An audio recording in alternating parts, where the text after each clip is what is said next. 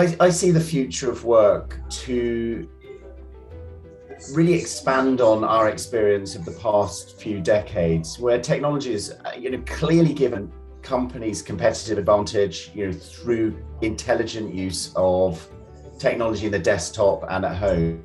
And clearly, as the pandemic, a whole series of extra opportunities have been grasped by companies through necessity.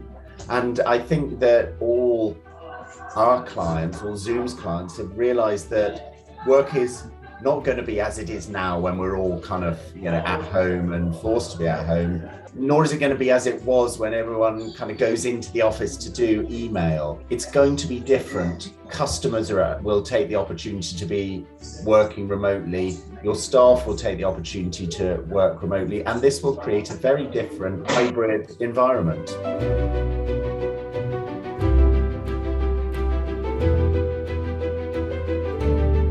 I think companies and staff have learned a large number of things during the pandemic. You can be very productive working remotely. And when given trust, employees really thrive. And the whole pandemic forced colleagues to trust each other more and do the work that they needed to do from different spaces in non-traditional ways.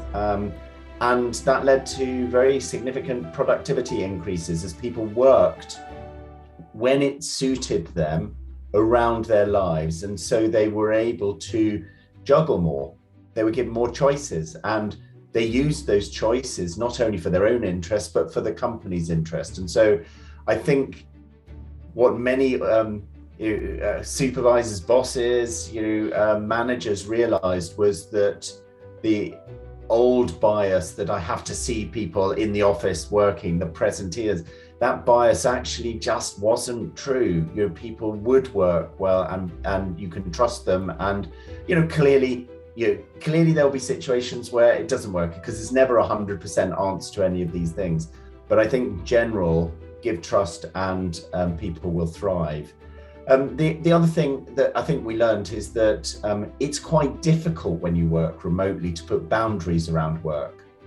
And as a consequence, people had to learn new ways to make sure that they didn't become too tired. They didn't actually throw themselves, into work at inappropriate moments for them. I mean, it's all very well to have an office up and running in your house, but the last thing you want to do, when you get up in the middle of the night, suddenly see a blinking light and you think that, oh, I'll go and do some work. That's not good for you. Also, using calendaring and techniques to make sure that you're not, kind of wearing yourself out during the day, and that you're taking suitable breaks. I think that people learn that they need to manage their remote work environment in a way that's different from managing it in the workplace. So those are two really important lessons, some of them for employers and some of them for the people who were at home.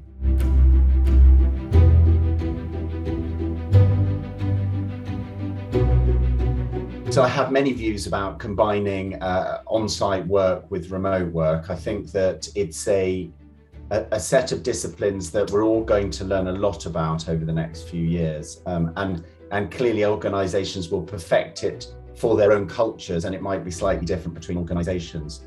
I think that when I listen to those that are forging forward the most quickly, many see the office as becoming more of an event space than it is for the place to go and do your email, or to create a document, or to do something that can clearly be done in any location. But events, that might be simply on a Wednesday, we have a team meeting. You come in for the team meeting. As a consequence, we also have a lunch together, and then there are opportunities to do other things. That is the single day that you are required into the office in order to participate in that event. Or we have a company event monthly, or those sorts of things around which a calendar can be based, and then you have flexibility.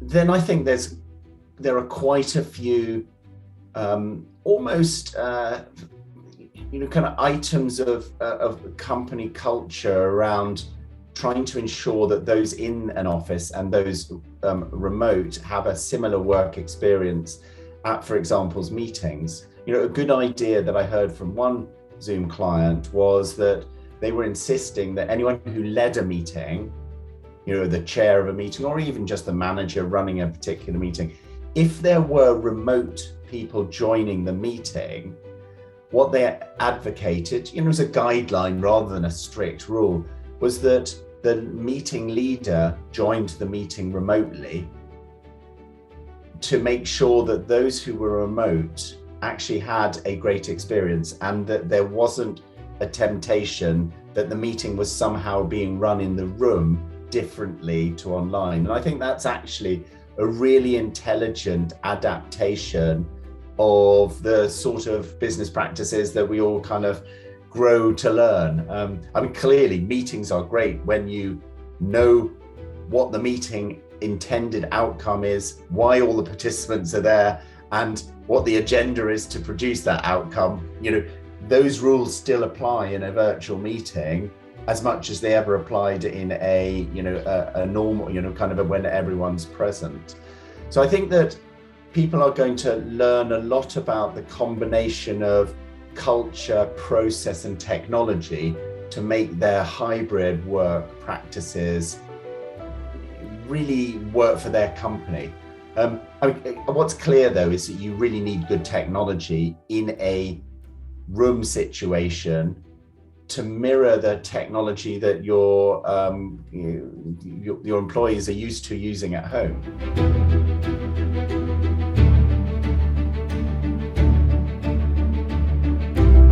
I think the role that Zoom has played in changing how we work is that finally people found a service that just worked for video conferencing, and they discovered Zoom met their needs to continue their work, their social activity, their education during the pandemic. And it was a big switch that flicked in people's heads. There is something that is different. I can operate in a different way. And, we've even seen Prince Charles say that, he wants to continue to use Zoom more in what he does. And I think that as a consequence of people realizing now that actually there's a different way of working, they will continue to use services like Zoom for their, for the situations or for their life, to make it easier for them to make sure that they can manage work around life rather than life around work. And I think that's the important enabling factor of something like Zoom. Now, clearly, the reason people love Zoom is that it's so innovative. It actually works on every device. They can use it at home, they can use it at work, they can be on a mobile, or they can be on a desktop or laptop. And they get seamless communication with their colleagues. And I think people will expect to see Zoom as the market leader continue to innovate to support the use cases that they'll discover, as we start doing hybrid in a clear way. And a great one of those is smart galleries, where people in a room are detected by AI and are presented in the meeting as the same size as the remote participants, rather than having a big wide camera with tiny little specks of people in a room.